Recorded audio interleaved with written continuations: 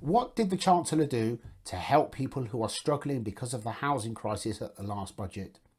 The answer is absolutely nothing. In fact, he's made things even worse. He already had a tax grab with regards to the capital gains tax allowance, which was halved last year and is due to be halved again this April to basically next to nothing. And at the last budget, it also decided to claw back the multiple dwellings relief. Those of you who've been following my videos for a while will be aware that I made a video about this last year, and quite a few of you have successfully claimed a refund on your stamp duty under the multiple dwellings relief. Well, he's decided to take that away as well. And despite his posturing about cutting national insurance contributions by 2p in the pound, the net figure for the last budget was that he'd clawed back over 46 billion from the British taxpayer, and we still have a housing crisis, and there are still thousands of properties that are empty, derelict or unfit for use throughout the country, and he has offered no incentive to people to renovate these properties. On the contrary, he's given them every reason not to renovate them. The developers are not going to be interested in these properties because there's not enough margin in it for them. They would prefer to build an entire estate on a flat piece of land in the middle of your town, on the edge of your town, and make a faster profit. But the British people love renovating property, and it makes perfect sense to encourage them to go out, find these properties and renovate them and reward them for doing so.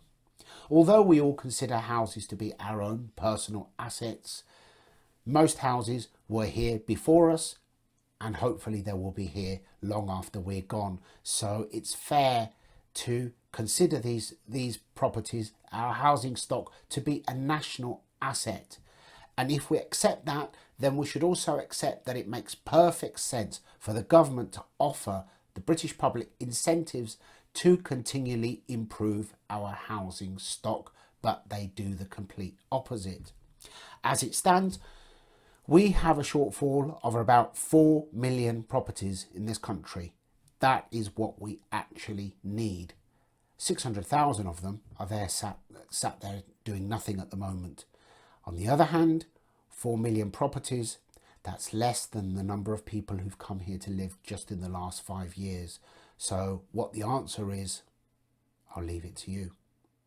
Today, the Bank of England, in their wisdom, decided to hold the interest rate at the same rate and not reduce it. I believe that they should have begun reducing it months ago because people are suffering.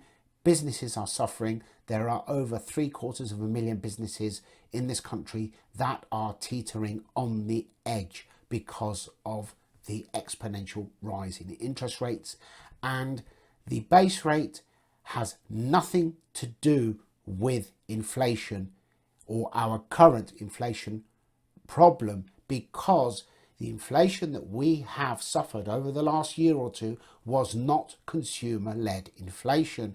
It was push inflation from beyond our shores that had nothing to do with the people of this country, and yet they are the ones that are being punished and struggling to pay their mortgage. And every day there are thousands more people falling into arrears. Not to mention the thousands of landlords who have come to the end of their deal, and due to the ridiculous stress tests, they now can't fit in to any other mortgage deals, so they are stuck where they are, often on the SVR, standard variable rate, which can be as high as 9 or 10%, meaning that there are landlords who are paying out more than they're receiving in rent, and that's not good for anyone.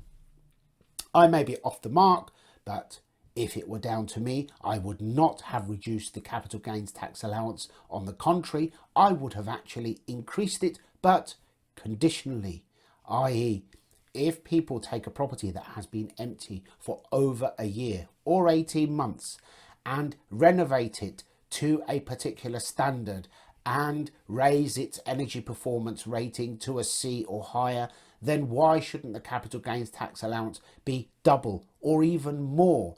Because the government would not get anything anyway if nothing is done to that property. The British public love renovating property, and there is all of the multiplication factor from the money that will be spent renovating these properties, and they will be brought back into use, and they will make a contribution to alleviating the housing crisis. But unfortunately, these clowns who are in power at the moment do not care, and every decision they make with regards to housing seems to make things worse.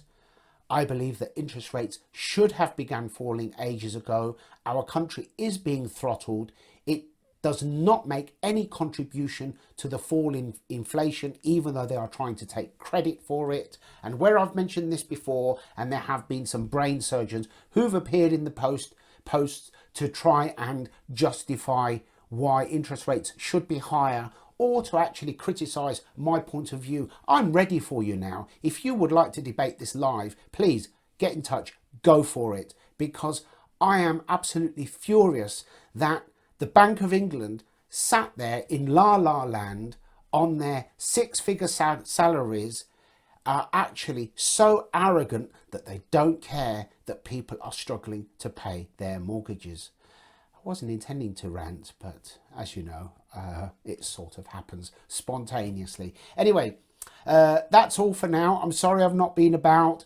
I have been working on a major project which I will be announcing on my other channel. I won't bore you with it here because I try to stick to just talking about property here.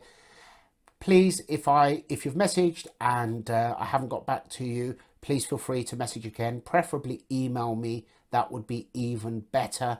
And to all those people who have been messaging asking if I'm well, I would like to thank you, and I would like to say it's very, very much appreciated. It's just that I'm struggling for time. There's only so many things that I can do during the course of a day, and unfortunately I have to stop to sleep, which is really frustrating because it's hours and hours of valuable work time wasted. Anyway, if you have any questions, please feel free to get in touch. Thank you very much. Bye bye for now, and I'll see you next time.